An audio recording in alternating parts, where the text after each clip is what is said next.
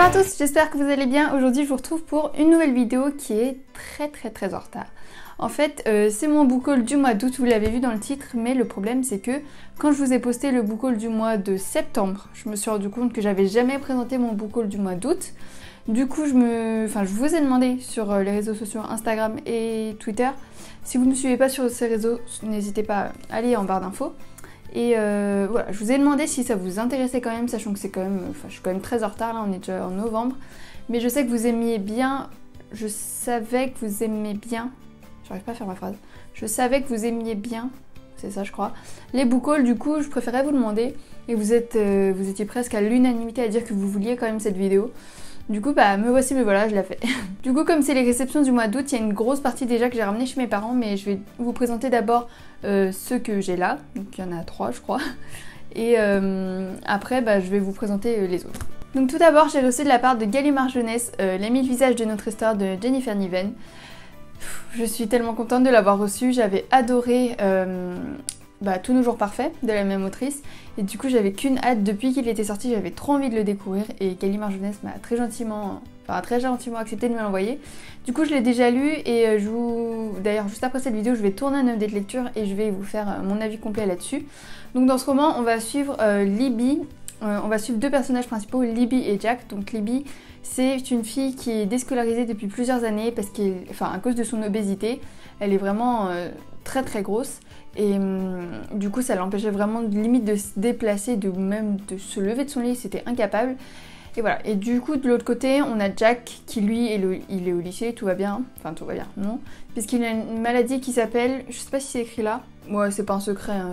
C'est écrit que Jack a enfoui un secret douloureux, ça sera pas un spoil parce que c'est vraiment dit dans les premières pages, mais il est atteint d'une maladie très rare qui fait qu'il reconnaît pas les visages des gens. Je crois que ça s'appelle la prosopagnosie, je crois que c'est ça. Et du coup les deux vont se rencontrer, bref. C'est une excellente histoire, c'est vraiment super beau. Et comme je vous l'ai dit, je vous le ferai dans un update tout à l'heure. Donc pour vous, ça sera dans quelques jours normalement. Ensuite, toujours au mois d'août, j'ai reçu Le goût amer de l'abîme de Neal Shusterman, publié chez les éditions Nathan. Donc Neal Shusterman, si vous ne connaissez pas, c'est celui qui a écrit La Faucheuse et le deuxième tome, Thunderhead. Donc là, on change complètement de style. En fait, quand j'ai lu le résumé, il m'a très donné envie. Et ensuite quand je l'ai reçu, je l'ai pas lu tout de suite, mais j'ai vu les avis commencer à arriver. C'est pas français, j'arrive pas à parler français aujourd'hui. J'ai vu les avis émerger petit à petit. J'arrive pas, mais vous avez compris. Pour ce roman, parce que les gens commençaient à le lire, etc. Et tout le monde le qualifiait de très bizarre. Donc je l'ai lu, pareil, je vous en parle dans l'update d'après. Mais c'est vrai que c'est très bizarre. Dans ce roman, on va suivre Caden Bosch, qui est un adolescent ordinaire de 15 ans au lycée, il aime les jeux vidéo, etc. Mais à côté, il a des hallucinations et il se croit au bord d'un navire qui traverse les océans, etc. Du coup, petit à petit, ces hallucinations vont prendre le dessus sur sa vie et on va voir comment ces hallucinations vont affecter la perception de sa vie, la perception de son monde. Enfin bref, voilà, je vous en parlerai dans l'update lecture dans quelques jours. Mais voilà, cette histoire est inspirée de la vie de son fils et à l'intérieur il y a des illustrations. Moi je vais vous montrer la première par exemple. Et c'est son fils qui a réalisé ces illustrations. Donc il y en a quand même pas mal.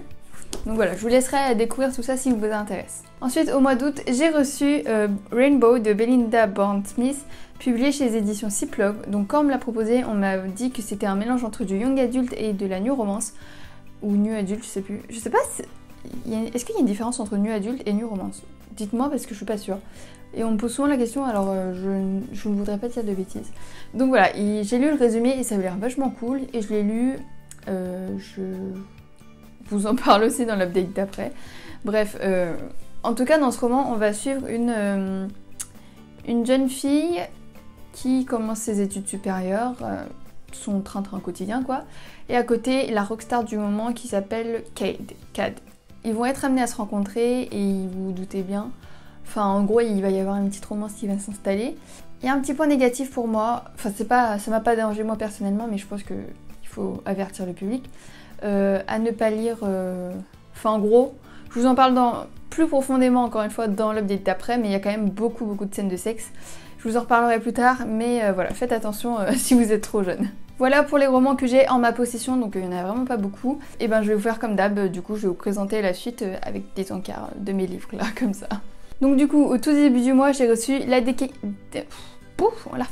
délicatesse du homard de Laure Manel, publié ici chez les éditions Le Livre de Poche. Enfin c'est le Livre de Poche qui me l'a envoyé, mais c'était édité chez Michel Lafon avant il me semble. Dans cette histoire, on va suivre une jeune fille. En fait, je vous ai déjà fait un update lecture normalement sur ce roman.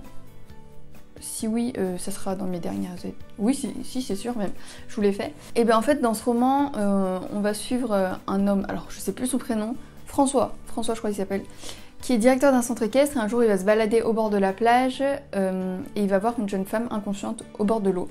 Il va pas décider d'appeler les secours, mais il va la ramener chez lui, il va s'occuper d'elle, etc. Et on va se rendre compte qu'elle cache pas mal de choses, elle ne dit absolument rien sur son passé, voire elle ne dit même pas le bon prénom. Enfin, elle ne dévoile même pas son prénom. Mais voilà, il y a une petite relation qui va se développer. Et bon, je vous ai déjà fait un update lecture, donc je vous laisserai aller voir ça dans mes dernières vidéos. Et en tout cas, je l'avais beaucoup aimé. Ensuite, j'avais reçu le tome 2 de The Promised Neverland. J'ai vraiment du mal à dire ce nom. L'auteur, je sais jamais parce que c'est écrit scénario plus dessin. Donc je sais jamais lequel faut dire. Donc c'est vrai que les deux sont importants, mais bref. Voilà, The Promised Neverland, vous avez dû le voir passer partout. Je l'ai lu aussi et c'est vraiment génial. Pour un résumé, je ne saurais pas trop vous faire un résumé. C'est un manga quand même très... pas spécial, mais en gros, on va suivre des enfants qui ont toujours vécu avec maman. Ils l'appellent comme ça. C'est un peu comme un... Je dirais pas un orphelinat, mais bref. Ils ont toujours vécu dans cet endroit-là avec cette maman. Et on va se rendre compte qu'elle n'est pas vraiment... comment dire, elle... pour eux, cette maman, c'est leur vraie mère qui veut du bien pour eux. Enfin, qui fait tout pour eux. Et en fait, on va se rendre compte qu'elle est vraiment pas très gentille. Et voilà. J'ai pas encore lu le tome 3. Je vous ai présenté le tome 4 dans les sorties littéraires du mois d'octobre, que j'aimerais beaucoup découvrir. Et j'espère m'acheter le tome 3 et 4 bientôt. Ensuite, fin août, plutôt milieu août, mi-août plutôt on me dit, j'ai reçu l'épreuve finale de Ash Princess de Laura Sebastian. Ça, encore une fois, non, j'allais dire tous les livres qui restent, je vous les ai déjà présentés en update lecture, mais non parce que je les ai pas tous lus. Bref, celui-là je vous l'ai déjà présenté en update lecture. J'avais reçu une énorme box avec des goodies, un tote bag, etc. Une bougie, d'ailleurs encore merci Albin Michel. Mais du coup, je l'ai déjà lu, je vous ai fait un update lecture, et dans ce roman, c'est une fantasy où on va suivre une jeune femme qui, Théodosia, qui, comment dire, sa mère a été assassinée par... J'ai du mal avec les résumés de fantasy. En gros, son peuple a été... Oh, j'y arrive pas. En gros, sa mère a été tuée sous ses yeux par le Kaiser. Le Kaiser, c'est un mec qui vient prendre le pouvoir, en fait. Et du coup, le Kaiser prend le pouvoir de leur terre, et du coup... En fait, je l'ai lu il y a super longtemps, donc j'ai un peu de mal. Mais en gros, Théodosia, cette fille, elle devient un peu... Enfin, elle était quand même la fille de la reine, donc c'était une princesse. Mais là, elle devient personne. Enfin, on l'oublie complètement. Enfin, elle devient la princesse de cendre, mais parce que les autres ont pris le pouvoir de leur terre. Oh là là, mon résumé est nul à chier. Je suis désolée. Mais en gros, un jour, elle va se rebeller. Elle va dire non, c'est bon, moi je veux récupérer mes terres. Mon peuple, je suis la reine, du coup, puisque sa mère est morte, c'est elle la reine. Je suis la reine de mon peuple, il faut que je fasse quelque chose, il faut que j'agisse. Et voilà, c'était le résumé le plus nul de l'histoire, mais je vous laisse aller voir mon update lecture où je vous fais un meilleur résumé, où je vous donne mon avis très complet, et en tout cas, je l'ai beaucoup aimé. Et ensuite, 3 romans, encore une fois, que j'ai acheté en brocante. Il s'agit de... Enfin, le premier s'agit de Quelqu'un comme toi, de Sarah Dessen, publié chez Pocket Jeunesse. Il me semble qu'il est sorti il y a très longtemps, j'ai jamais lu de Sarah Dessen, mais comme... alors, elle a sorti un roman il y a pas longtemps chez Lumen, le truc sur les weddings, les mariages, je connais plus le nom, mais bref, elle a aussi sorti un autre roman maintenant chez Lumen qui vient de paraître fin octobre.